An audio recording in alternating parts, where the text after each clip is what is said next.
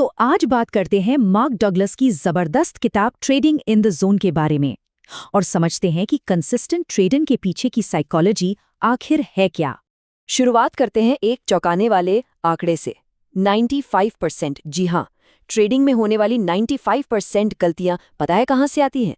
किसी गलत एनालिसिस से नहीं, बल्कि गलत होने के डर से, पैसा खोने के डर से और मौके चूक जाने के डर से। तो सवाल ये उठता है कि अगर असली प्रॉब्लम साइकोलॉजी है तो फिर क्यों ज्यादातर ट्रेडर्स अपना सारा वक्त, सारी एनर्जी मार्केट एनालिसिस पर ही खर्च कर देते हैं? सोचने वाली बात है ना? और यहीं से हम आते हैं अपने पहले बड़े पॉइंट पर, प्रिडिक्शन करने की बेकार कोशिश। देखिए, ये एक बहुत बड़ा जाल है। ये सोचना कि जितना ज्यादा मार्केट के बारे में जानेंगे उतने ही कंसिस्टेंट बन जाएंगे। असल में मार्केट का स्वभाव ही ऐसा है कि उसे प्रिडिक्ट किया ही नहीं जा सकता। क्यों? क्योंकि इसमें इतने सारे कन्फ्लिक्टिंग वेरिएबल्स हैं। इसके बर्ताव की कोई सीमा ही नहीं है। कोई भी ट्रेडर कहीं से भी किसी भी वक्त कुछ भी कर सकता है। इसका मतलब मार्केट किसी भी पल कुछ भी कर सकता है। और ये अंतर ना एक आम ट्रेडर और एक एलीट ट्रेडर में साफ दिखता है। जहां एक आम ट्रेडर हर चीज में सर्टेनिटी ढूंढता है और लॉस होने पर मार्केट को ब्लेम करता है, वहीं एक प्रो ट्रेडर, एक एलीट ट्रेडर अनिश्चितता को गले लगाता है। वो संभावनाओं के हिसाब से सोचता है और अपने हर नतीजे की जिम्मेदारी खुद लेता है। तो फिर असली जंग कहाँ लड़ी जा रही है? मार्केट में? नहीं, असली जंग तो हमारे दिमाग के अंदर है। चलिए इसी पर गहराई से बात करते हैं। देखिए, बचपन से हमारी परवरिश कैसे होती है? नियमों और सीमाओं के दायरे में, है ना? और ये हमें समाज में रहने में मदद भी करता है। लेकिन ट्रेडिंग का माहौल, वो तो बिल्कुल उल्टा है। वहाँ कोई सीमा नहीं है। तो हमारा दिमाग जो दर्द से बचने के लिए बना है, वही हमारे खिलाफ काम करने लगता है और इसी से पैदा होता है डर। इसे एक बहुत ही सिंपल उदाहरण से समझते हैं, बच्चे और कुत्ते की कहानी से। सोचिए, एक बच्चे को एक कुत्ते ने डरा दिया। अब क्या होगा? उसका दिमाग उस एक बुरे अनुभव को सभी कुत्तों से जोड़ लेगा। अब उसे हर कुत्ते से डर लगेगा, चाहे वो कितना भी फ्रेंडली क्यों ना हो। वो एक अच्छा मौका, एक प्यारे कुत्ते से खेलने का मौका देख ही नहीं पाएगा। बिल्कुल बिल्कुल यही चीज मार्केट में भी होती है। कुछ शुरुआती लॉस के बाद ट्रेडर अच्छी से अच्छी अपॉर्चुनिटी से भी डरने लगता है। तो फिर इसका हल क्या है?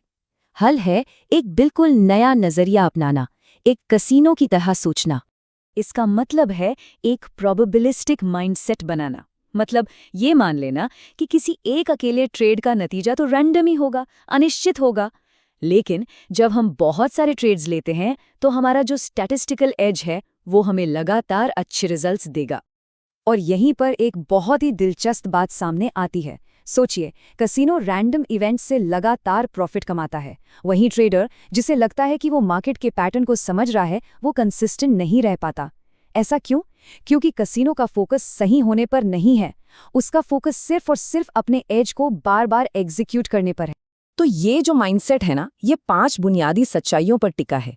चलिए एक एक करके इन्हें देखते हैं। ये है वो 5 सच जो सब कुछ बदल सकते हैं। पहला, कुछ भी हो सकता है। दूसरा, पैसा बनाने के लिए ये जानना जरूरी नहीं कि अगली कैंडल हरी होगी या लाल। तीसरा, किसी भी सिस्टम में जीत और हार का एक रैंडम पैटर्न होता है। चौथा, एज का मतलब गारंटी नहीं, बस एक चीज के होने की संभावना ज्यादा होना है। और पांचवा, मार्केट का हर एक पल अपने आप में एकदम नया और अनोखा है। तो पहला सच, कुछ भी हो सकता है, इसका सीधा सा मतलब है कि कोई भी बड़ा प्लेयर किसी भी वक्त मार्केट में आकर पूरा गेम पलट सकता है और आपका एज उस एक पल के लिए बेकार हो सकता है। इसीलिए रिस्क को हमेशा हमेशा पहले से डिफाइन करना इतना जरूरी है। दूसरा सच, पैसा बनाने के लिए आपको भविष्य देखने की जरूरत नहीं है। असल में कामयाबी किसी एक ट्रेड को सही प्रिडिक्ट करने में है ही नहीं।